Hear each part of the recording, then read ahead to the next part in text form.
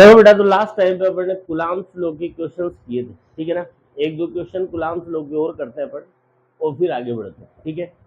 तो देखो, coulombs law का एक क्वेश्चन जैसे मैं बताऊं तुम्हें। अच्छा, ग्रेविटेशनल फोर्स के बारे में तो जानते ही हो।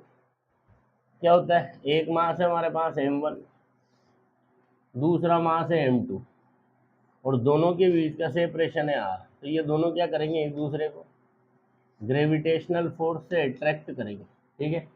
और ये जो ग्रेविटेशनल फोर्स इनके बीच में लिखा जाता है, ये कितना होता है, Gm1 m2 upon r square. और ये अट्रैक्शन की नेचर का ही होता है, ठीक है ना। और कूलाम्स लॉ वाला हमें पता ही है, ये Q1 और ये Q2, बीच का सेपरेशन है R। तो जो इनके बीच में इलेक्ट्रिक फोर्स लगेगा वो होगा K Q1 Q2 upon r square. ये अट्रैक्शन का भी हो सकता है और रिपल्शन का भी हो सकता है। क्लियर है बात। देखो, इससे इसके ऊपर एक क्वेश्चन लेते हैं अपन। क्वेश्चन है कुछ इस तरह से कि आपको क्या कर दिया, दो पार्टिकल्स दे दिए, ठीक है ना। एक पार्टिकल दे दिया अपने को इलेक्ट्रॉन, क्लियर बात, जिसका मास होता है एम और चार्ज होता है -e। मास एम और चार्ज कितना है, -e, ठीक है ना। नेक्स्ट दूसरा जो पार्टिकल है वो दे दिया अपने को प्रोटॉन। क्या दे दिया, प्रोटॉन।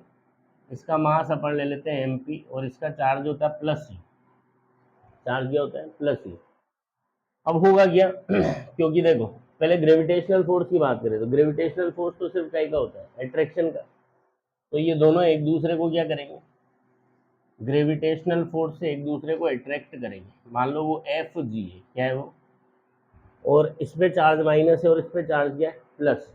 तो ये दोनों एक दूसरे को क्या करेंगे, इलेक्ट्रिक फोर्स से भी एक दूसरे को अट्रैक्ट करेंगे। क्लियर बात। तो आपसे क्वेश्चन कहा गया कि इनके बीच का सेपरेशन है मान लो r, कितना है। तो कहा गया कि ग्रेविटेशनल जो इलेक्ट्रिक फोर्स लग रहा है और जो ग्रेविटेशनल फोर्स लग रहा है, ठीक है ना, इन दोनों का क्या बताओ, रेशो बताओ। जो इलेक्ट्रिक फोर्स लग रहा है और जो ग्रेविटेशनल फोर्स लग रहा है उसका क्या बताओ, रेशो। क्लियर है बात। तो सबसे पहले एक काम करते हैं, अपन इलेक्ट्रिक फोर्स लिख लेते हैं। तो इलेक्ट्रिक फोर्स क्या होगा, के Q1 Q2 upon r square, ठीक है ना। कुछ नहीं दे रखा तो अपन यहाँ क्या मानेंगे, एयर। तो एयर के लिए के की वैल्यू कितनी होती है, 1/4 पाई एप्सिलॉन नॉट। Q1 की जगह कितना लिखेंगे, चार्ज है उसका E, और Q2 इसका भी कितना है, E। प्लस माइनस तो अट्रैक्शन रिपल्शन को शो करते हैं बस, ठीक है। और ये दूरियां कितनी, तो दोनों के बीच में जो इलेक्ट्रिक फोर्स लग रहा है वो कितना है, 1/4 pi epsilon not E² upon r square. इसको देते हैं इक्वेशन नंबर 1, ठीक है। अब अपने को दोनों के बीच में चाहिए ग्रेविटेशनल फोर्स। तो ग्रेविटेशनल फोर्स का क्या फॉर्मूला होता है, Gm1 m2 upon r square, Gm1 m2 upon, ठीक है ना। तो ये मिला आपको Fg इक्वल्स टू, बोलो G की जगह G, m1 की जगह इलेक्ट्रॉन का मास, m2 की जगह प्रोटॉन का मास, और अपॉन ये दूरियां स्क्वायर। ये हो गया आपकी इक्वेशन नंबर 2। अब तुम्हें क्या चाहिए, इलेक्ट्रिक और ग्रेविटेशनल दोनों का रेशियो चाहिए, ठीक है ना। तो क्या करेंगे अपन, इक्वेशन 1 जो है, इक्वेशन 1 इसको मैं डिवाइड कर देता हूँ किससे, इक्वेशन नंबर 2 से। तो क्या मिलेगा, F electric upon F gravitational. बोलो इलेक्ट्रिक की वैल्यू कितनी है बेटा, 1/4 pi epsilon not Q1 Q2 upon r square. और ग्रेविटेशनल की वैल्यू कितनी है, G और अपॉन कितना, आर स्क्वायर, ठीक है। तो 1/r स्क्वायर से क्या कैंसिल हो गया, 1/r स्क्वायर, ठीक है। सोल्व करेंगे तो कितना मिलेगा, सॉरी Q1 Q2 की जगह क्या था, E², ठीक है ना। तो सोल्व करेंगे तो कितना आएगा, ऊपर बचेगा E² और नीचे पूरा आ जाएगा 4 पाई एप्सिलॉन नॉट MP। इस तरीके से दोनों के बीच में लगने वाले इलेक्ट्रिक फोर्स और ग्रेविटेशनल फोर्स का क्लियर। जब इसमें सारे डाटाज रख करके सोल्व करोगे, क्लियर, तो ये जो वैल्यू आएगी ना, ये एक से बहुत बड़ी आएगी, ऑलमोस्ट आएगी ये 10⁻39, 10⁻, तो ये 1 से बड़ा आना क्या शो कर रहा है कि जो इलेक्ट्रिक फोर्स होता है उसकी जो स्ट्रेंथ है वो ग्रेविटेशनल फोर्स से क्या होती है, काफ़ी ज़्यादा होती है। और ये बात तो अपन 11th क्लास में भी कर चुके हैं, ठीक है ना। 11th क्लास में अपन ने नेचर के 4 फंडामेंटल फोर्सेस पढ़े थे, वीक न्यूक्लियर, ग्रेविटेशनल, इलेक्ट्रोमैग्नेटिक और स्ट्रॉन्ग न्यूक्लियर। ठीक है, तो सबसे कमजोर था वीक न्यूक्लियर, उससे थोड़ा स्ट्रेंथफुल था कौन, ग्रेविटेशनल, फिर उससे तगड़ा कौन था, इलेक्ट्रोमैग्नेटिक, और सबसे तगड़ा कौन था, स्ट्रॉन्ग न्यूक्लियर फोर्स। तो ये electromagnetic, electrostatic force electromagnetic force का ही एक पार्ट है। क्लियर बात। तो जो इलेक्ट्रोस्टैटिक फोर्स है इसकी जो स्ट्रेंथ है ये ग्रेविटेशनल फोर्स से क्या होती है, ज़्यादा होती है। कोई दिक्कत इसमें? पक्का? लो इसका शॉर्ट लो।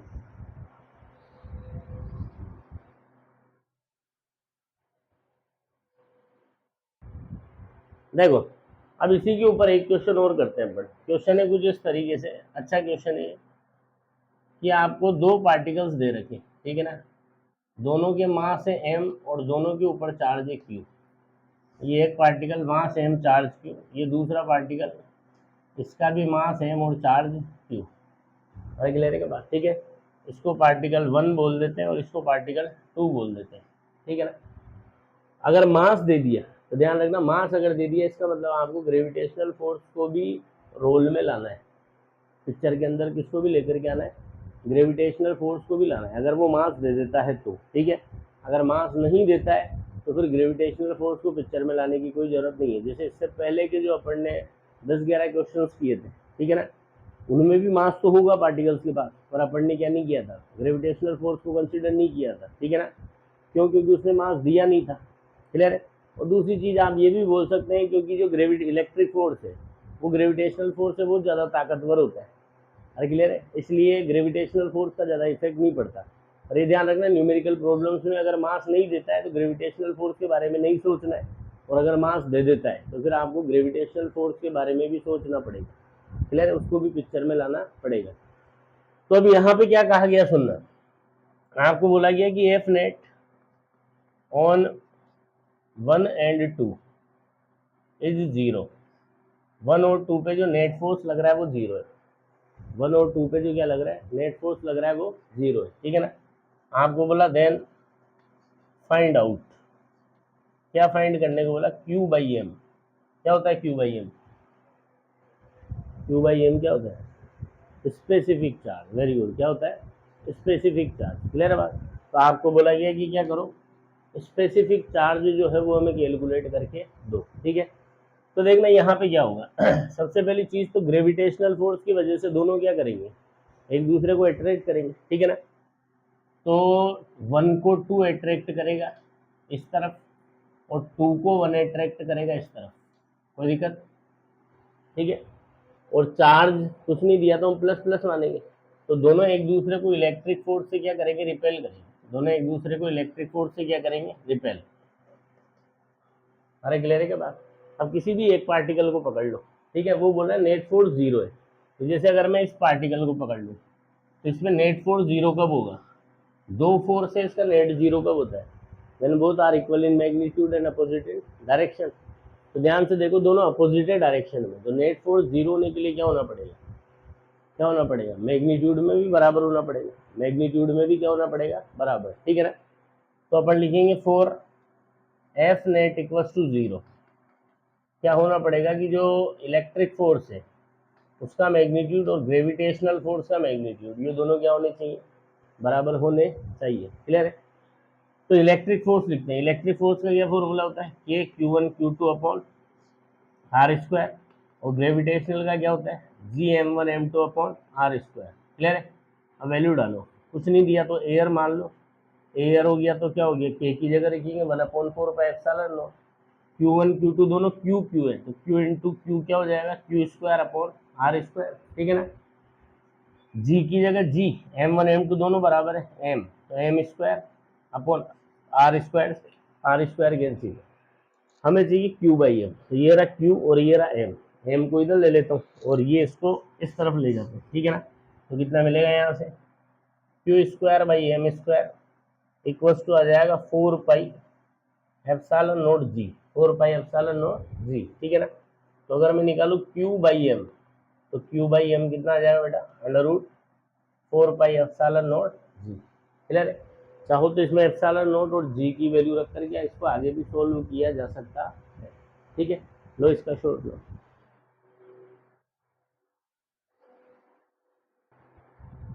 देखो अब एक नेक्स्ट क्वेश्चन देखें अपन। ये क्वेश्चन है कुछ इस तरीके से कि मेरे पास दो चार्जेज है, एक Q1 है, ये पॉइंट चार्जेज है, एक Q1 है और दूसरा क्या है Q2, और इन दोनों के बीच का जो सेपरेशन है, इन दोनों के बीच का क्या है जो सेपरेशन है, ये कितना है R। तो बताओ इनके बीच में जो फोर्स लग रहा होगा वो कितना होगा, के Q1 Q2 upon R square, के Q1 Q2 अपॉन, क्लियर बात। ये तो पॉइंट चार्जेज है, कैसे चार्जेज है, मतलब ऐसे दो पार्टिकल्स हैं, छोटे छोटे पार्टिकल, एक पे Q1 चार्ज है और दूसरे पे Q2 चार्ज है। अब इसी की जगह अगर मान लो मैं स्फीयर लूं और इतने चार्जेस किसको दे दूं, ये स्फीयर है और इतने चार्जेस मैंने किसको दे दिए, स्फीयर्स को, ठीक है, और ये एक दूसरे से काफी ज्यादा डिस्टेंस पे रखे हुए हैं। मतलब क्या कहना चाह रहे हैं बढ़िया कि Q1 और Q2 ये जो दोनों स्फीयर से इनके बीच का सेपरेशन बहुत ज्यादा है, ठीक है, और मान लो ये दूरियां कितनी R, क्लियर है। तो मैंने क्या बताया था, अगर साइज के कंपैरिजन में बीच का सेपरेशन बहुत ज़्यादा हो तो ये भी किसकी तरह बिहेव करेंगे, पॉइंट की तरह। तो इनके बीच में भी जो फोर्स लगेगा वो कितना होगा, के Q1 Q2 अपॉन, के Q1 Q2 upon R square. अरे समझ में आती बात। बट यही स्फीयर अगर पास में रखे हो, ये स्फीयर कहाँ रखे हो, पास में, ठीक है ना, ये हो गया हमारे पास Q1, ये हो गया Q2, देखो, और इनके सेंटर के बीच का जो सेपरेशन है ये दे रखा है अपने को R। तो अब आपसे पूछा गया कि अब जो इनके बीच में फोर्स लग रहा है वो कितना होगा, कि Q1 Q2 अपन R स्क्वायर होगा, उससे कम होगा या उससे ज़्यादा होगा, समझ में आती बात। तो समझना अभी ये इतना दूर है कि ये दोनों एक दूसरे पे फोर्स तो लगा रहे हैं, बट ये एक दूसरे की क्या नहीं कर रहे, चार्ज डिस्ट्रीब्यूशन को डिस्टर्ब नहीं कर रहे। पर जैसे ही आप इनको कहाँ लेकर के आओगे, पास में लेकर के आओगे, ठीक है ना, तो इसका प्लस इसके प्लस को क्या मारेगा, धक्का। तो वो प्लस धक्का खा करके क्या होगा, पूरे पे ऐसे रहेगा कि एक तरफ इकट्ठा हो जाएगा, इधर एक तरफ इकट्ठा हो जाएगा, ठीक है ना। इसी तरीके से इसका जो प्लस है ये भी धक्का खा करके कहीं इकट्ठा हो जाएगा एक तरफ, क्लियर है। देखो अभी तक ये जो पूरा चार्ज था इसका सेंटर अपन वही मान के चल रहे थे जो स्फीयर्स का सेंटर था, बट जैसे ही इनको अपन ज्यादा करीब लेकर के आए, क्लियर बात, तो ये एक दूसरे के चार्ज डिस्ट्रीब्यूशन को भी क्या करेंगे, एक दूसरे के चार्ज डिस्ट्रीब्यूशन के ऊपर भी असर डालेंगे। तो उस असर की वजह से क्या होगा कि ये जो चार्ज का जो डिस्ट्रीब्यूशन है इसका सेंटर या सेंटर पे न रह के कहाँ पहुंच जाएगा, थोड़ा सा, थोड़ा थोड़ा, ये जो चार्ज डिस्ट्रीब्यूशन है, ठीक है, इसका सेंटर क्या हो जाएगा, दूर हो जाएगा। मतलब ये जो इफेक्टिव डिस्टेंस थी, ये इफेक्टिव डिस्टेंस क्या हो गई, बढ़ गई, चार्जेस के बीच की इफेक्टिव डिस्टेंस क्या हो गई, बढ़ गई। और डिस्टेंस के बढ़ने से फोर्स क्या होता है, घटता है, फोर्स क्या होता है। तो अब जो यहाँ फोर्स लग रहा है वो कितना लग रहा है, कि Q1 Q2 upon R effective का स्क्वायर, R इफेक्टिव का। और देखो ध्यान से देखो, इसमें जो R इफेक्टिव है उसकी वैल्यू किससे बड़ी है, R से बड़ी है, क्लियर बात। तो जो R इफेक्टिव की वैल्यू है वो R से बड़ी है, और डिस्टेंस बढ़ने से क्या होता है, फोर्स घटता है। फोर्स क्या होता है, फोर्स क्या होता है, घटता है। इसका मतलब ये वाला जो फोर्स है, ठीक है, ये जो फोर्स है F, ये के Q1 Q2 upon R square से क्या होगा, थोड़ा सा कम होगा, के Q1 Q2 upon R square से क्या होगा, थोड़ा सा। समझ में आती है यहाँ तक बात। तो कभी अगर इस तरह का क्वेश्चन तुमसे पूछा जाए कि दो पॉइंट चार्जेज है, दो पार्टिकल्स हैं, उन पे चार्ज है Q1 और Q2, उनके बीच का सेपरेशन है R, तो फोर्स लग रहा है K Q1 Q2 upon R square. अब वो बोले कि मैं इतना ही चार्ज अगर दो स्फीयर्स को दे दूं, इतना ही चार्ज इनको दे दूं, दो स्फीयर्स को दे दूं जिनके सेंटर के बीच का सेपरेशन वही R ही है, तो बताओ अब जो फोर्स होगा वो क्या होगा, क्या वो फोर्स के Q1 Q2 upon R square ही होगा। तो आंसर है वो फोर्स के Q1 Q2 upon R square नहीं होगा, वो के Q1 Q2 upon R square से क्या हो जाएगा, कम। क्यों, क्योंकि जब ये स्फीयर पास पास रखे होंगे तो ये एक दूसरे के चार्ज डिस्ट्रीब्यूशन को भी क्या करेंगे, अफेक्ट करेंगे। उससे जो सेंटर ऑफ चार्ज होगा वो थोड़ा थोड़ा कहाँ शिफ्ट हो जाएगा, कहाँ शिफ्ट हो जाएगा, दूर, कहाँ शिफ्ट हो जाएगा, अरे क्लियर है। और दूर शिफ्ट होने की वजह से फोर्स क्या हो जाएगा, कम। अच्छा यहीं पे अगर ये दोनों एक प्लस होता और एक क्या होता, माइनस, तो प्लस माइनस होता, एक पे प्लस होता और दूसरे पे क्या होता, माइनस। इस पे मान लो प्लस Q1 है और इस पे माइनस Q2 है, तो प्लस माइनस एक दूसरे को अट्रैक्ट करते, तो ये जो प्लस पूरे पे फैला हुआ है उस माइनस से अट्रैक्ट होकर इधर आके इकट्ठा होता, वो जो माइनस पूरे पे फैला हुआ है वो इधर आके इकट्ठा होता। तो इनके बीच का जो सेंटर ऑफ चार्ज का जो सेपरेशन है, अब वो क्या हो जाएगा, सेंटर थोड़ा पास पास में शिफ्ट हो जाएगा, तो जो इफेक्टिव डिस्टेंस है, कौन सी डिस्टेंस है, वो घट जाएगी, और इफेक्टिव डिस्टेंस के घटने से फोर्स क्या होगा, बढ़ जाएगा। तो इस वाले केस में जो इनके बीच में फोर्स लगेगा वो के Q1 Q2 upon are square से क्या होगा, ज्यादा, क्या होगा। अरे क्लियर है क्या बात, लो इसका शॉर्ट लो।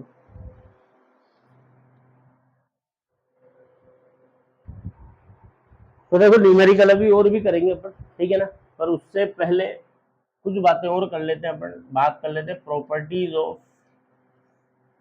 प्रॉपर्टीज बोल लो या क्वालिटीज बोल लो, प्रॉपर्टीज या qualities of electrostatic force, electrostatic force की प्रॉपर्टीज या क्वालिटी की अपन बात करते हैं, क्लियर बात। तो क्या क्वालिटी इसमें अब ध्यान से समझना। तो सबसे पहली बात तो ये है कि ये कंजर्वेटिव फोर्स है, सबसे पहली बात तो क्या बेटा, ये कौन सा फोर्स है, ये कंजर्वेटिव फोर्स है, बोलो कौन सा फोर्स है, कंजर्वेटिव फोर्स, ठीक है ना। अब कंजर्वेटिव फोर्स होने से हमें क्या एडवांटेज मिलने वाला है, तो कंजर्वेटिव फोर्स होने से हमें ये एडवांटेज मिलने वाला है कि जो वर्क डन होगा, क्या होगा, वर्क डन वो क्या नहीं करेगा, does not depend on path, work done does not depend on, work done does not depend on path, जो वर्क डन है वो पाथ पे डिपेंड नहीं करेगा, जो वर्क डन है वो किस पे डिपेंड नहीं करेगा, पाथ पे, क्लियर है। पढ़ाई अपन ने 11th क्लास में कंजर्वेटिव और नॉन कंजर्वेटिव फोर्सेस, तो कंजर्वेटिव में क्या होता है, वर्क डन पाथ पे डिपेंड नहीं करता, और नॉन कंजर्वेटिव में वर्क डन किस पे डिपेंड करता है, पाथ में। तो ये कंजर्वेटिव है इसलिए वर्क डन किस पे डिपेंड नहीं करेगा, पाथ पे डिपेंड नहीं करेगा। तो कभी भी अगर अपने को इलेक्ट्रोस्टैटिक फोर्स का वर्क डन कैलकुलेट करना हो, ठीक है ना, तो रास्ता चाहे उसने कुछ भी दे रखा हो, क्लियर बात, या उसने रास्ते के बारे में कुछ भी नहीं बोल रखा हो, तो अपने को रास्ते की चिंता करने की जरूरत नहीं है, जो सिंपलेस्ट पाथ हो सकता है वो अपने को अपनाना है और वर्क डन कैलकुलेट करना है, क्लियर बात। जैसे अपने से कहा गया कि पॉइंट ए से पॉइंट बी तक चार्ज ले जाना है, ये करना है वो करना है, ठीक है। अब मान लो उसने तो कुछ भी अंडरसेंट रास्ता दे दिया है कि ऐसे ऐसे करके ले जाना है, क्लियर बात, पर तुम्हें ऐसे ऐसे, अब ऐसे ऐसे करके ले जाने में तुमसे वर्क डन निकालने में टफ पड़ रहा है, तो तुम्हें इससे कोई लेना देना नहीं है, तुम्हें पता है वर्क डन पाथ पे डिपेंड नहीं करता, चाहे मैं इसको ऐसे घुमा घुमा के ले जाऊँ, चाहे सीधा सीधा ले जाऊँ, चाहे और किसी तरीके से ले जाऊँ, तो जो भी रास्ता तुम्हें आसान पड़ रहा हो ना वर्क डन कैलकुलेट करने के लिए, जिस भी रास्ते से तुम आसानी से कैलकुलेट कर पा रहे हो उस रास्ते को लेकर के कैलकुलेट कर सकते हैं, because it is a conservative force, work done does not depend on path, clear है। नेक्स्ट, अब ये वर्क डन जब अपन करेंगे, जब पोटेंशियल एनर्जी, पोटेंशियल वगैरह वर्क डन के बारे में बातचीत करेंगे, तब अपन बात करेंगे, एनसीईआरटी के हिसाब से ये सारी चीजें चैप्टर नंबर 2 के अंदर आएगी, ठीक है ना। नेक्स्ट अब बात करें दूसरा पॉइंट, तो दूसरा पॉइंट क्या है कि work done over close loop, conservative होने की वजह से क्या होगा, work done over close loop, ये आपको मिलेगा 0, वर्क डन ओवर, यहाँ लिखूं मैं total work done, total work done over close loop क्या मिलेगा आपको, 0, ठीक है ना। मतलब आप ए से स्टार्ट हुए बी, ए से गए बी तक, तो मान लो वर्क हुआ डब्ल्यू ए बी, फिर बी से वापस कहाँ गए, ए तक, और ये सारा काम इलेक्ट्रोस्टैटिक फोर्स के इन्फ्लुएंस में अगर हुआ है, ठीक है, तो जो टोटल वर्क डन होगा, टोटल वर्क डन क्या लिखोगे इसको, ए से बी का वर्क डन प्लस बी से ए का वर्क डन, ये क्या मिलेगा, 0, क्या मिलेगा, क्लियर बात। तो पहली क्वालिटी क्या है इसके अंदर की, कैसा फोर्स है, कंजर्वेटिव है, कैसा फोर्स है, इस कंजर्वेटिव फोर्स होने की वजह से हमें क्या एडवांटेज मिलेगा कि जो वर्क डन होगा वो पाथ पे डिपेंड नहीं करेगा, और जो वर्क डन होगा हमारा close loop, total work done हमारा क्लोज लूप, वो क्या होगा, 0 होगा, क्या होगा वो, समझ में आती है यहाँ तक बात, चालू है ना, हाँ क्या हो रहा है, ठीक है। तो फर्स्ट प्रॉपर्टी क्या होगी, कंजर्वेटिव है, ठीक है। सेकंड प्रॉपर्टी आती है हमारे पास की जो इलेक्ट्रोस्टैटिक फोर्स होता है, ठीक है ना, ये कैसा होता है बेटा, action reaction pair, electrostatic force जो है कैसा है, एक्शन रिएक्शन पेयर है, एक्शन रिएक्शन पेयर होने का मतलब क्या है, equal in magnitude opposite in direction, equal in magnitude opposite in, अरे क्लियर है क्या बात, ठीक है। Works on two different bodies simultaneously और सेम नेचर का है, क्लियर बात। तो देखो इधर तो एक्शन रिएक्शन पेयर है, तो अगर मैं कहूँ मान लो ये मेरे पास Q1 है और ये दूसरा Q2 है, ठीक है ना, तो अगर 1 ने जो 2 पे फोर्स लगाया वो है F21, ये होगा फोर्स ऑन 2 बाय 1, क्या बोलेंगे इसको, फोर्स ऑन 2 बाय 1। अरे क्लियर है क्या? इसने भी इसको क्या किया, इसने भी इसके ऊपर फोर्स लगाया, ये होगा ऑन 1 बाई 2, क्या बोलेंगे इसको, force on 1, force on 1 by 2। तो दोनों फोर्सेज कैसे, action reaction pair, action reaction pair का मतलब equal in magnitude opposite in direction, ठीक है ना। तो equal in magnitude opposite in direction, तो क्या मैं ऐसे लिख सकता हूँ कि जो F21 है वो बराबर होगा किसके, F माइनस ऑफ 1 2, F21 किसके बराबर होगा, F माइनस ऑफ, अरे समझ में आती है बात, ठीक है। और ध्यान रखना बोर्ड एग्जाम में क्वेश्चन पूछा जा सकता है, ठीक है, या नीट के उसमें भी ये क्वेश्चन पूछा जा सकता है, वो आपको दे देगा कि F21 है फोर्स ऑन 2 बाय 1, F12 है फोर्स ऑन 1 बाय 2, तो बताओ which of the following relation is correct. तो ये वाला वेक्टर फॉर्म में लिखा है तो ये रिलेशन करेक्ट है, ठीक है। कौन कौन से रिलेशन करेक्ट होंगे ये ध्यान से सुनना है। अगर लिखा हुआ इस तरीके से F21 इक्वल्स टू F12, बोलो सही है गलत है, बिना वेक्टर के लिख रहा है, इसका मतलब क्या है, वो बोल रहा है दोनों का मैग्नीट्यूड सेम है, तो बोलो सही है गलत है, सही है, ठीक है ना, तो हम कहेंगे ये सही है। नेक्स्ट, अगर इसी चीज को वेक्टर फॉर्मेट में लिख दे और वो कहे कि दोनों बराबर है, दोनों बराबर का मतलब क्या हो गया, मैग्नीट्यूड भी बराबर है और डायरेक्शन भी सेम है, तो ये बात सही है गलत है, तो गलत है। अगर यहीं पे ये वेक्टर फॉर्म में लिखा है तो यहाँ माइनस होना जरूरी है, अरे क्लियर है क्या, ये सही है, ठीक। अगर यहीं पे ऐसे लिखा हुआ F21 cap equals to F12 cap, cap का मतलब क्या होता है, डायरेक्शन, केप का मतलब दोनों की जो 1 ने जो 2 पे लगाया और 2 ने जो 1 पे लगाया, दोनों की डायरेक्शन सेम है, बोलो सही है गलत है, गलत है, ठीक है ना। ये होना चाहिए F21 cap equals to minus of F12 cap, ये माइनस क्या शो कर रहा है कि अपोजिट डायरेक्शन है, कौन सी डायरेक्शन है, क्लियर है बात। तो इनमें से कोई सा भी दे दे, ये जो मैंने टिक लगाया ये सही है और जो मैंने गलत लगाया ये गलत है, समझ में आती है यहाँ तक बात। अच्छा एक चीज और समझना, अगर मैं इसको उठा के इधर ले लूँ F21, ये इधर आएगा प्लस का F12 इक्वल्स टू क्या आएगा 0, मतलब अपन कहेंगे कि ये एक्शन रिएक्शन पेयर है, इसलिए सिस्टम पे इनकी वजह से जो नेट फोर्स होगा वो 0 होगा, सिस्टम पे जो नेट फोर्स होगा वो क्या होगा, सिस्टम पे जो नेट फोर्स होगा वो क्या होगा 0, मतलब पर्टिकुलर Q1 पे भी लग रहा है, पर्टिकुलर Q2 पे भी लग रहा है, पर मैं पूछूं Q1 और Q2 पे मिला के नेट फोर्स कितना लग रहा है, तो आंसर क्या होगा 0, क्यों, क्योंकि ये एक्शन रिएक्शन पेयर है, एक फोर्स अगर 2 आई केप होगा तो दूसरा 2 माइनस आई केप, तो सिस्टम पे नेट फोर्स निकालो तो क्या मिलेगा 0, क्या मिलेगा, क्या मिलेगा, क्लियर बात। तो कितनी बातें बता दी, सबसे पहला तो कंजर्वेटिव है, दूसरा क्या बताया, एक्शन रिएक्शन पेयर है, कौन सा पेयर है, F12 इक्वल्स टू क्या होगा माइनस ऑफ F21, क्लियर है यहाँ तक। चलो देखो नेक्स्ट, इसके बाद थर्ड प्रॉपर्टी जो आती है, थर्ड प्रॉपर्टी के लिए थोड़ा सा 11th की फिजिक्स को थोड़ा ध्यान करना पड़ेगा। 11th फिजिक्स में याद करो अपन ने पढ़ा था कि ऐसा कोई फोर्स हो, ठीक है ना, जो फंक्शन हो डिस्टेंस का, मतलब डिस्टेंस पे डिपेंड करता हो, ठीक है ना, और इस तरीके से लिखा हो, ये इस तरीके से लिखने का मतलब है कि अलोंग दी लाइन ज्वाइनिंग लग रहा है, कैसे लग रहा है, डिस्टेंस का फंक्शन है और कैसे लग रहा है अलोंग दी लाइन ज्वाइनिंग, ऐसा फोर्स जो किसका फंक्शन हो, जो डिस्टेंस पे डिपेंड करता हो और कैसे लगता हो along the line joining, along the, ठीक है। तो इस तरह के फोर्स को बोलते हैं बेटा सेंट्रल फोर्स, क्या बोलते हैं इस तरह के फोर्स को, क्या बोलते हैं इस तरह के फोर्स को, सेंट्रल फोर्स, क्या बोलते हैं, अरे क्लियर है बात। अब एक बात बता, तेरा ये जो इलेक्ट्रोस्टैटिक फोर्स है, ठीक है, क्या लिखा था अपन ने, F इक्वल्स टू के Q1 Q2 upon R square, तो बता ये जो तेरा इलेक्ट्रोस्टैटिक फोर्स है ये डिस्टेंस पे डिपेंड है कि नहीं है, डिस्टेंस पे डिपेंड है, और कैसे लगता है ये आड़ा टेढ़ा लगता है, ये अलोंग दी लाइन ज्वाइनिंग लगता है, अलोंग दी लाइन ज्वाइनिंग लगता है, इसका मतलब ये भी कैसा हुआ सेंट्रल फोर्स, कैसा फोर्स हुआ, क्लियर बात। तो अपन क्या बोलेंगे कि ये जो है ना भाई साहब कैसा फोर्स है, सेंट्रल फोर्स है, कौन सा फोर्स है।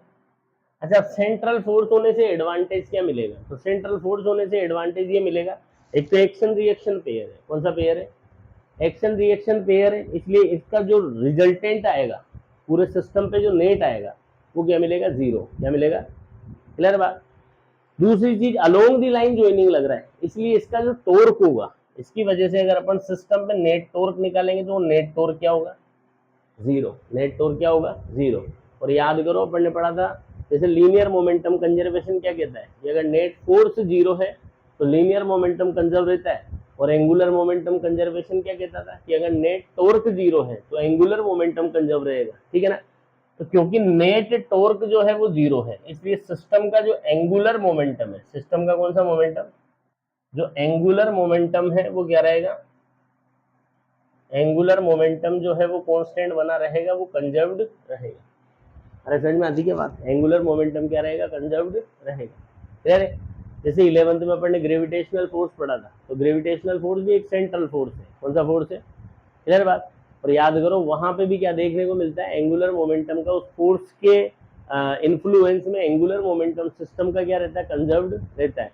और याद करो जब केपलर्स लॉ अपन ने पढ़े थे तो उसमें अपन ने पढ़ा था कि जो प्लेनेटरी जो मोशन होता है, प्लेनेट्स का जो मोशन होता है, उसमें सिस्टम की कौन सी फिजिकल क्वांटिटी कंजर्व रहती है, तो वो था एंगुलर मोमेंटम। कौन सा मोमेंटम, क्योंकि वहां पे जो प्लेनेट्स मोशन कर रहे हैं वो under the influence of gravitational force कर रहे हैं, और जो ग्रेविटेशनल फोर्स है वो कैसा फोर्स है, सेंट्रल। और सेंट्रल फोर्स अगर होगा तो टॉर्क जीरो, और टॉर्क जीरो होगा तो फिर एंगुलर मोमेंटम क्या रहेगा, कंजर्व रहेगा, क्लियर है बात। अरे बोलो, तो सेंट्रल फोर्स होने का एडवांटेज क्या है, टॉर्क जीरो, इसलिए एंगुलर मोमेंटम क्या रहेगा, कंजर्व।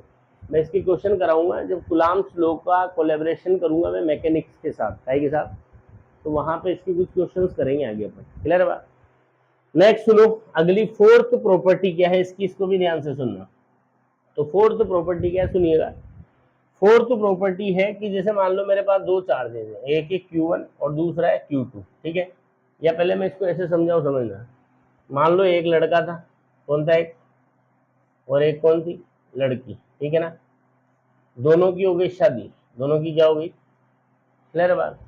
तो लड़का क्या बन गया, पति, और लड़की क्या बन गई, पत्नी, क्लियर बात। अब दोनों के बीच में शुरुआत में क्या है, बहुत तगड़ी मोहब्बत है। मान लो ये दोनों एक दूसरे को क्या किया करते हैं, 100 न्यूटन से प्यार करते हैं। कितने कितने न्यूटन से करते हैं, 100 न्यूटन से। समझ में आती है यहाँ तक बात, ठीक है। पति भी पत्नी को 100 न्यूटन से प्यार करता है, और पत्नी भी पति को कितने से, 100 न्यूटन से प्यार करती है, ठीक है। इस प्यार का रिजल्ट ये निकला, प्यार का जो रिजल्ट निकला वो ये निकला कि इनके जीवन में आ गया लल्लन। कौन आ गया, अरे क्लियर है क्या, अरे बोलो, ठीक है। इनके हो गया बच्चा, क्या हो गया इनके, ठीक है। तो अब पति पत्नी के बीच में, पहले तो पति पत्नी थे बस, अब पति पत्नी के बीच में कौन और आ चुके हैं, मिस्टर लल्लन और आ चुके हैं, बच्चा भी आ चुका है। अरे क्लियर है क्या। तो बताओ क्या अभी भी पति जो है वो पत्नी को 100 न्यूटन से ही करेगा प्यार, और पत्नी भी पति को क्या भी 100 न्यूटन से करेगी प्यार, ये प्यार थोड़ा कम हो जाता है, ये कम हो जाता है, ठीक है ना। तुम्हें बड़ा अनुभव है, कम हो जाता है ना। अब भाई वास्तविकता है थोड़ा तो कम हो ही जाता है, क्योंकि दोनों का ध्यान क्या होता है, इस तरफ डाइवर्ट हो जाता है। अरे क्लियर है क्या बात, ठीक है। पर ध्यान रखना भाई साहब, इलेक्ट्रोस्टैटिक फोर्स में बात करते हैं कि यहाँ पे भी ऐसा होता है। जैसे मैं कहूँ ये Q1 है, ये Q2 है, मान लो ये प्लस है और ये माइनस है, ये प्लस है और ये, तो जब Q1 और Q2 सिर्फ ये दो ही थे, तब Q1 जो है वो Q2 को मान लो 100 न्यूटन से प्यार कर रहा है, कितने न्यूटन से, और Q2 भी Q1 को कितने से प्यार कर रहा है, 100 न्यूटन से। मान लो इनके जीवन में कोई तीसरा आ गया Q3, कौन आ गया, अरे क्लियर बात। अब ये Q3 भी क्या करने लगा, Q2 को जो है प्यार करने लगा। मान लो ये प्यार कर रहा है 20 न्यूटन से, कितने न्यूटन से, अरे क्लियर है। तो ये प्लस है और ये माइनस है, तो ये भी प्यार कर रहे हैं, समझ में आती बात। तो क्वेश्चन ये है कि जब ये नहीं था तब Q1 Q2 पे कितना फोर्स लगाता था, 100 न्यूटन। तो बात आई कि अगर Q3 भी आ गया, कौन भी आ गया, Q3, तो क्या अब Q1 Q2 पे कितना फोर्स लगाएगा, क्लियर है। तो ध्यान रखना ये पति पत्नी वाला फोर्स नहीं है कि बच्चा हुआ और मोहब्बत क्या होगी, कम हो गई, समझ में आती बात। अरे बोलो, इस फोर्स को कोई फर्क नहीं पड़ता कि मुझे कौन देख रहा है और कौन नहीं देख रहा, कौन देख रहा है और कौन, अरे क्लियर बात। Q1 Q2 आपस में अकेले में जितना फोर्स लगा रहे थे, मतलब जब इनको कोई नहीं देख रहा था तब जो इनकी हरकतें थी, ठीक है ना। कोई देख रहा होगा तो भी इनको जमाने से कोई फर्क नहीं पड़ता, कोई देखो मत देखो, तुम्हारे ऐसी तैसी कराओ, हम तो जो हरकतें पहले कर रहे थे अभी भी वही करेंगे, क्लियर बात। तो फोर्थ पॉइंट जो है वो क्या कहता है हमारा, कि जो इलेक्ट्रोस्टैटिक फोर्स होता है between two charges, electrostatic force between two charges is independent of presence और एब्सेंस ऑफ अदर चार्जेस। दो चार्जेस के बीच में जो कुछ भी हो रहा होगा, चाहे वो अट्रैक्शन का फोर्स होगा, चाहे वो रिपल्शन का फोर्स होगा, चाहे वो अट्रैक्शन का फोर्स होगा, चाहे वो रिपल्शन का फोर्स होगा, वो किस बात पे डिपेंड नहीं करेगा, अदर चार्जेस की प्रेजेंस और एब्सेंस पे उससे कोई फर्क नहीं पड़ता। क्लियर बात। तो Q1 Q2 अकेले में जो कर रहे थे Q3 Q4 Q5 के होने पर भी वो वही काम करेंगे। क्लियर है। तो ध्यान रखना, electrostatic force between two charges does not depend on presence और एब्सेंस ऑफ अदर चार्जेस। बेशर्म टाइप का फोर्स है। कैसा फोर्स है? कैसा फोर्स है? कोई फर्क नहीं पड़ रहा कौन देख रहा है कौन नहीं देख रहा है, साला हूँ मच के चलने दो। अरे क्लियर क्या? कैसे चलने दो? अरे क्लियर है क्या? ठीक है। तो अदर चार्जेस की प्रेजेंस और एब्सेंस पे डिपेंड नहीं करेगा। ठीक है। देखो नेक्स्ट बात करते हैं बट प्रॉपर्टी नंबर 5 की। ठीक है। कई बच्चों को क्या होता है, इसमें कंफ्यूजन होता है। इवन मैं तो कहूंगा कि पढ़ाने वाले जो है ना उनको भी ढंग से नहीं पता है कि क्या होता है ये लफड़ा। ठीक है ना। तो समझना, जो मैं क्या बोल रहा हूँ वो तसल्ली के साथ समझना। ठीक है। अपने को एक चीज पता है, एफ इक्वल्स टू क्या होता है, K Q1 Q2 upon r square. ठीक है ना। और मैंने बताया था कि जो के की वैल्यू है वो किस पे डिपेंड करती है, के की वैल्यू डिपेंड करती है, डिपेंड्स ऑन मीडियम। के की वैल्यू किस पे डिपेंड करती है? मीडियम पे डिपेंड करती है। तो यहाँ से ऐसा लगता है कि Q1 और Q2 के बीच में जो लगने वाला फोर्स है वो मीडियम पे डिपेंड करता है। किस पे डिपेंड करता है? जबकि ऐसा नहीं है। तो जो मैं यहाँ स्टेटमेंट लिख रहा हूँ उसको ध्यान से समझना मैं क्या लिख रहा हूँ। ठीक है ना। यहाँ मैं लिख रहा हूँ net force, net force, net force on Q1 and Q2 depends on medium, depends on medium present between them, depends on medium present between them। अरे क्लियर है। But force on Q1 only due to Q2, force on Q1 only due to Q2 and force on Q2 only due to Q1, only due to Q1, only due to Q1। ठीक है ना। does not depend on, does not depend on medium, does not depend on medium present between them, present between them। अब पहले तो ये समझो इसका मतलब क्या है। ठीक है ना। इसका मतलब क्या है सुनना। क्या लिखा मैंने कि जो Q1 पे जो नेट फोर्स लग रहा होगा और Q2 पे जो नेट फोर्स लग रहा होगा, मतलब Q1 जो नेट फोर्स फील कर रहा है और Q2 जो नेट फोर्स फील कर रहा है वो किस पे डिपेंड करेगा? उनके बीच में जो मीडियम होगा वो उस पर डिपेंड करेगा। क्लियर बात। बट जो फोर्स Q1 ने Q2 पे लगाया और जो Q2 ने Q1 पे लगाया वो किस पे डिपेंड नहीं करेगा, दोनों के बीच में मीडियम पे डिपेंड नहीं करेगा। अरे क्लियर के बाद अब ये कैसे होता है, क्या होता है, इसको समझते हैं। समझना वापस में क्या बोल रहा हूँ। जैसे ये Q1 है, ये क्या हो गया हमारे पास Q1। ठीक है ना। और ये हो गया हमारे पास क्या, Q2। क्लियर है। इनके बीच में क्या नहीं है, कोई मीडियम जो है वो नहीं है, या अपन बोल दें एयर है या वैक्यूम है। इनके बीच में कोई मीडियम नहीं है, या अपन बोल दें एयर है या वैक्यूम है, एयर है या, समझ में आती बात। तो Q1 Q2 पे जो फोर्स लगाता है वो है मान लो F। मतलब अभी Q2 जो फोर्स फील कर रहा है वो सिर्फ जो Q1 ने लगाया वही वाला कर रहा है। कौन सा वाला कर रहा है? क्लियर बात। इसी तरीके से Q1 ने भी फोर्स एक्सपीरियंस किया कितना, F। क्लियर है।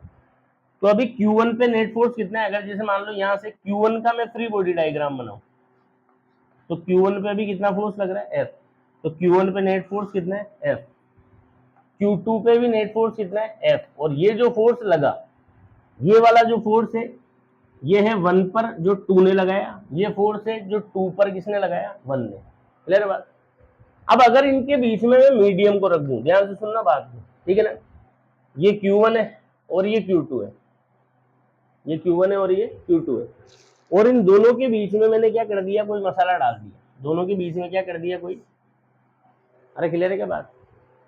अब जो Q2 Q1 पे फोर्स लगा रहा है वो है मान लो ऑन 1/2 डैश, और इसको बोलेंगे ऑन 2/1 डैश। तो मैंने क्या बोला कि जो Q1 पे जो फोर्स लग रहा है ओनली ड्यू टू Q2 वो चेंज नहीं होगा। क्लियर है बात? मतलब जो नया फोर्स है ऑन 1/2 वो अभी भी पुराने फोर्स के ही बराबर रहेगा। जो नया फोर्स है ऑन 2/1 वो अभी भी पुराने फोर्स के ही बराबर रहेगा। बट ये जो Q1 पे जो नेट फोर्स लग रहा है, अगर मैं Q1 का FBD बनाऊं तो मैं अगर बात करूं नेट फोर्स ऑन Q1 तो ये अब पहले जैसा नहीं रहेगा। ये अब पहले जैसा, अरे क्लियर है बात? मतलब Q1 जो है ना अब कुछ अलग ही फोर्स फील करेगा। Q2 ने तो Q1 पे अभी भी उतना ही लगाया। अरे क्लियर है क्या? Q2 ने ऐसा नहीं है कोई Q2 नहीं है, कोई मीडियम आते Q2 ने चेंज कर दिया। Q2 ने तो अभी भी Q1 पे उतना ही लगाया। मतलब पहले अगर Q2 Q1 पे 5 लगा रहा था, ये भी इस पे 5 लगा रहा था, तो अभी भी 2 इस पे कितना लगाएगा? वही 5 ही लगाएगा। क्लियर है बात? बट अब ये जो Q1 है ये नेट फोर्स, अच्छा पहले Q1 नेट फोर्स कितना फील कर रहा था? 5। Q2 भी कितना फील कर रहा था? 5। बट अब जो Q1 है ना वो नेट फोर्स 5 ना फील करके 5 से कम फील करेगा। 5 ना फील करके 5 से क्या करेगा? कम फील करेगा। Q2 ने तो Q1 पे 5 ही लगाया है, पर मीडियम आने से क्या होगा? जो Q1 है वो 5 फील ना करके उससे क्या फील करेगा? कम। क्या करेगा? अरे क्लियर बात? अब ये ऐसा हो क्यों रहा है? ऐसा हो क्यों रहा है तो उसको डिटेल में तो मैं पोलराइजेशन में समझाऊंगा जब अपन पोलराइजेशन की बात करेंगे। ठीक है, फिलहाल थोड़ा सा मैं ऐसे ही बता देता हूँ कि ऐसे क्यों हो रहा है। ठीक है ना? देखो नॉर्मल मेथड से समझे अपन ऐसा क्यों हो रहा है। पहली चीज ये ध्यान रखना है जो स्टेटमेंट मैंने लिखा है ये बहुत गिनी चुनी किताबों के अंदर ही आपको देखने को मिलेगा। अरे क्लियर है क्या बात? ठीक है ना? और ये हर किसी के बस की बात भी नहीं कि इस बात को समझा दे। ठीक है, तो क्या बोल रहा हूँ ध्यान से सुनो। क्या बोला मैंने? बोला कि अगर Q1 और Q2 के बीच में कोई मीडियम नहीं है, ठीक है, और मीडियम आ गया तो कोई मीडियम नहीं था तब Q2 Q1 पे जितना लगा रहा है, मीडियम आने पे भी Q2 तो Q1 पे उतना ही लगाएगा। बट होगा क्या? जब मीडियम नहीं था तब Q1 कुछ अलग फील कर रहा था और मीडियम आने के बाद Q1 की फीलिंग क्या हो जाएगी? चेंज हो जाएगी। Q1 की फीलिंग क्या हो जाएगी? Q2 तो अभी भी वही हरकत कर रहा है। विदाउट मीडियम Q2 Q1 पे जो लगा रहा था in the presence of medium भी वही लगा रहा है। क्लियर बात? But in the absence of medium Q1 की जो फोर्स को लेके जो नेट फीलिंग थी, क्लियर बात, और अब in the presence of medium जो Q1 की नेट फोर्स को लेके फीलिंग है वो चेंज हो जाएगी। अरे समझ आई बात कि नहीं आई? पक्का? मतलब ऐसे समझो कि जैसे मैं कहूं कि एक राम है, कौन है? ठीक है, और मान लो एक है हमारे पास श्याम, एक राम और एक श्याम। ठीक है ना? इन दोनों के बीच में जब किसी तरह का कोई मीडियम नहीं है, क्लियर है, तो श्याम मान लो राम को क्या कर रहा है? धक्का मार रहा है। क्लियर है बात? तो राम क्या कर रहा है? कुछ धक्का फील कर रहा है। अब राम और श्याम के बीच में क्या हो गया? मान लो कोई मीडियम आ गया। राम और श्याम की, ये मीडियम नहीं था तब की बात है, राम और श्याम के बीच में क्या आ गया? कोई मीडियम आ गया। तो श्याम तो अभी भी राम को उतनी ताकत से धक्का मार रहा है, बट अब राम को धक्का कम फील हो रहा है। अरे समझ में आई बात? इसका मतलब क्या? धक्का कम कब फील होता है? जैसे मैं कहूं कि ये बॉडी है, ठीक है ना, मैं इस पे 5 न्यूटन का फोर्स लगा रहा हूं तो ये कितना फोर्स फील कर रही है? 5 न्यूटन ही कर रही है। पर अब मैं तुमसे कहूं कि ये बॉडी है, मैं तो इस पे 5 न्यूटन ही लगा रहा हूं, बट अब ये 5 न्यूटन से कम फील कर रही है। इसका मतलब क्या है? कोई ना कोई फोर्स अपोजिट में लग रहा है। जैसे मान लो कोई 2 न्यूटन का फोर्स अपोजिट में लग रहा है, तो मैं तो पहले भी कितने से धक्का मार रहा था? 5 से। मैं अभी भी कितने धक्का मार रहा हूं, पर एक कोई फोर्स पीछे की तरफ आ गया। क्लियर बात? तो पहले इस पे नेट फोर्स कितना था? 5 था। अब नेट फोर्स कितना हो गया? 5 - 2। अब नेट फोर्स कितना हो गया? नेट फोर्स 3 रहा, पर मैं तो अभी भी 5 ही लगा रहा हूँ। मैं तो अभी भी कितना लगा रहा हूँ? 5 ही लगा रहा हूँ। अरे बोलो।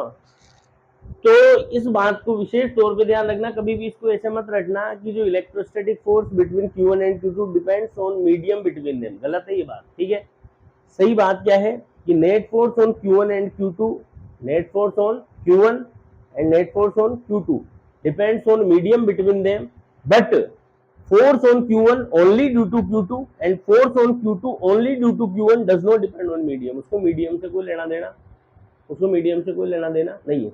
अब अपन बात करते हैं ऐसा हुआ क्यों। तो एग्जैक्ट इसका जो है वो तो पोलराइजेशन में समझेंगे अपन, फिलहाल ऐसे ही समझ लो। जैसे मैं कहूँ कि मान लो कोई मीडियम है, मान लो इस तरीके से मीडियम है, तो मीडियम के अंदर क्या होंगे, मॉलिक्यूल होंगे, एटम होंगे। मॉलिक्यूल एटम है इसका मतलब इलेक्ट्रॉन्स भी है, मॉलिक्यूल एटम है इसका मतलब क्या भी है, इलेक्ट्रॉन्स भी है। क्लियर बात। तो अगर मान लो जैसे मैं क्या करता हूँ, किसी ये Q1 को मैंने क्या कर दिया, इस मीडियम के अंदर डाल दिया, Q1 को कहाँ डाल दिया, इस मीडियम के अंदर। क्लियर बात। तो बोलो Q1 पे कौन सा चार्ज है, प्लस। कौन सा चार्ज है, तो इस मीडियम के जो मॉलिक्यूल है, इस मीडियम के जो मॉलिक्यूल है वो अपने माइनस से क्या करेंगे, इसको चारों तरफ से घेर लेंगे। वो अपने माइनस से क्या करेंगे, इसको चारों तरफ से ऐसे चारों तरफ से बराबर घेरेंगे। ठीक है ना, ये अपने माइनस से इसको क्या करेंगे, चारों तरफ से कैसे घेर लेंगे, चारों तरफ से कैसे घेर लेंगे, बोलो बराबर। क्लियर बात। तो ये माइनस इधर खींचेगा, ये माइनस इधर खींचेगा, ये इधर खींचेगा, इधर खींचेगा। ठीक है, और इस पे नेट फोर्स क्या रहेगा, जीरो। नेट फोर्स क्या रहेगा, अरे क्लियर बात। अब मैं क्या बोल रहा हूँ, यही Q1 मीडियम में गया, पर किसके साथ गया, Q2 के साथ। किसके साथ गया, क्लियर यहाँ तक बात। ठीक है, तो ये जो Q1 है ये मीडियम में चला गया किसके साथ, Q2 के साथ, और कुछ नहीं दे रखा, तो दोनों को क्या मान लो, प्लस प्लस। क्या मान लो, दोनों को। ठीक है, तो बता अकेला Q1 होता तो जो मीडियम है, क्या है, जो अकेला Q1 अगर होता तो जो मीडियम है उस मीडियम का माइनस इसको चारों तरफ से कैसे घेरता, चारों तरफ से बराबर से घेरता। बोलो ये और नो, चारों तरफ से कैसे घेरता, बराबर से। बट यहाँ कौन भी प्रेजेंट है, Q2 भी प्रेजेंट है। तो ये Q2 क्या करेगा, इसके सराउंडिंग में जो माइनस है, ठीक है ना, इस माइनस को किधर खींचेगा, अपनी तरफ। किधर खींचेगा, तो अपनी तरफ खींचने की वजह से क्या देखने को मिलेगा कि इस पे पहले सब तरफ माइनस माइनस बराबर था। ठीक है ना, अब ये Q2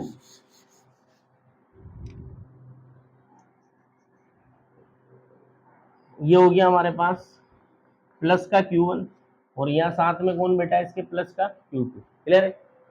अगर सिर्फ अकेला होता तो सब तरफ से माइनस कैसे घेरता, बराबर। तो इस पे नेट फोर्स उन माइनस की वजह से क्या होता, जीरो। बट यहाँ कौन भी प्रेजेंट है, Q2, तो Q2 पे प्लस है, तो Q2 वो जो माइनस चारों तरफ बराबर इकट्ठा हुआ था उसको किधर खींचेगा, अपनी तरफ। तो क्या देखने को मिलेगा कि इस तरफ माइनस ज्यादा इकट्ठा होगा, इस तरफ माइनस क्या होगा, ज्यादा इकट्ठा होगा। क्लियर है, और इस तरफ माइनस क्या होगा, अब इधर माइनस ज्यादा इकट्ठा होगा, तो नेट फोर्स कहाँ लगेगा, अब इस पे इधर लगेगा। ये फोर्स किसने लगाया, जो मीडियम के मॉलिक्यूल्स ने इसको घेरा था उन्होंने नेट फोर्स इधर लगाया। समझ में आती बात। और Q2 Q1 पे किधर लगाएगा, तो Q2 Q1 पे इधर लगाएगा। ये होगा फोर्स ऑन 1/2, और ये होगा फोर्स जो किसने लगाया, मीडियम के मॉलिक्यूल्स ने। किसने लगाया, क्लियर बात। अब मान लो इसकी वैल्यू 10 न्यूटन थी, कितनी थी, और इसकी वैल्यू 2 न्यूटन है। तो अब नेट फोर्स इस Q1 पे मैं पूछता हूँ नेट फोर्स कितना हो गया। Q1 पे इधर लग रहा है तेरे पास 10 न्यूटन इधर और 2 न्यूटन इधर। अरे क्लियर है। तो अब Q1 पे नेट फोर्स कितना हो गया, 10 - 2, ये 80 हो गया। पर Q2 ने तो उतना ही लगाया था। नहीं आई बात समझ में। तो क्या बोल रहा हूं मैं कि force on net force on Q1 and net force on Q2 depends on medium between them, but force on Q1 only due to Q2 and force on Q2 only due to Q1 does not depend on medium present between them। मतलब Q1 Q2 पे जो force in the absence of medium लगाता है, in the presence of medium भी वही लगाता है। बस इन the absence of medium Q1 net force अलग फील करता है, और in the presence of medium वो अलग फील करता है। समझ में आ रही कि नहीं आ रही बात, पक्का। अरे क्लियर है। ये IIT में इस तरह के क्वेश्चन पूछे जा सकते हैं। ठीक है ना, उसने पूछ लिया, मान लो इस तरीके से क्वेश्चन बोला उसने कि क्वेश्चन बोला कि force on Q1 there are two charges Q1 and Q2 separated by some distance. ठीक है, फिर उसने कहा कि net force on Q1 in the absence of medium is इतना, मान लो F दे दिया। ठीक है, और अब बोला उसने व्हेन सम मीडियम, कोई भी मीडियम उन दोनों के बीच में डाल दिया, और आपसे पूछा। आप क्वेश्चन जो पूछ रहे हैं उसको ध्यान से समझना। Now force on Q1 only due to Q2 is, तो अभी भी वो कितना रहेगा, वो जितना था उतना ही रहेगा। बट यहीं पे अगर वो पूछे कि net force on Q1, net force on, तो वो पहले से क्या हो जाएगा, कम हो जाएगा। क्या हो जाएगा, कम। अब इसी बात को अपन कैसे समझते हैं, मैथमेटिकली। ठीक है,